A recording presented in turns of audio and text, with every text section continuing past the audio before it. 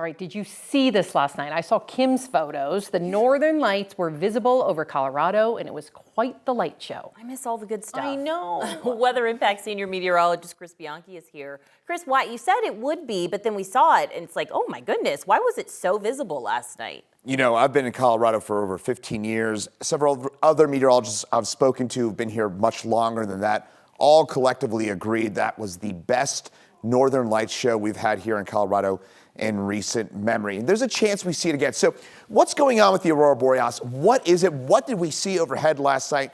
Let's explain. Of course, about 92 million miles away from us, we've got this thing called the sun. That's what keeps us alive. And sometimes the sun has these solar storms. You get these charged protons, and when they interact with the Earth's atmosphere, it goes in through the weak points of the Earth, which would be the North and South Pole. At the poles, that's where the magnetic field is at its weakest. So think about trying to get through a wall and you got kind of a soft spot in the wall. That's what the North and the South Pole are. So that's what happens when you get a big surge of solar activity. And that's what we saw here in the last couple of days. And sometimes those electrons, they collide. It has to depend on a couple of different factors, but they collide with various molecules in the atmosphere, and that's why you see those different colors. So for example, when those electrons collide with protons that are way up there, that's when you see those reddish hues, and when it's a little closer to the surface, that's when you start to see those greens and those blues. So hopefully that makes sense a little bit, but think about a big solar storm. It interacts with the Earth's atmosphere,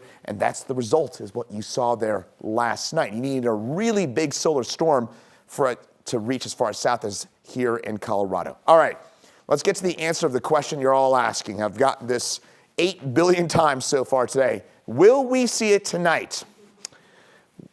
A little bad news, I will say. I'll start with the good news. The good news is there's a chance. The bad news is some of the latest indications within the last hour or so, we're starting to see some indications.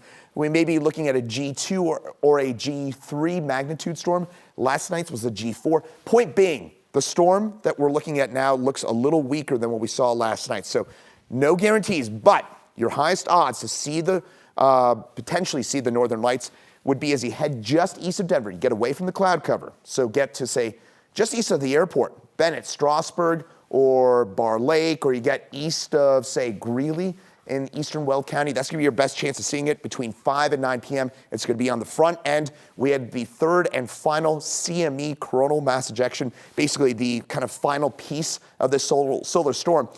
That just impacted us at about noon. I know, Kim's giving me the, like, what are you saying? Point. Look, okay. Look. It's look. Just to be clear about this, this is space weather science, right? So, you know, saying this in layman's terms is a little difficult. But point being, the last piece of the solar storm impacted us just after noon. So it's going to have to hold out for another couple hours for us to see it tonight. So not super optimistic, but you've got a chance to see it between 5 and 9 p.m. east of Denver. That's going to be your best chance to see the northern lights tonight. Chris Bianchi, thank you. You are welcome.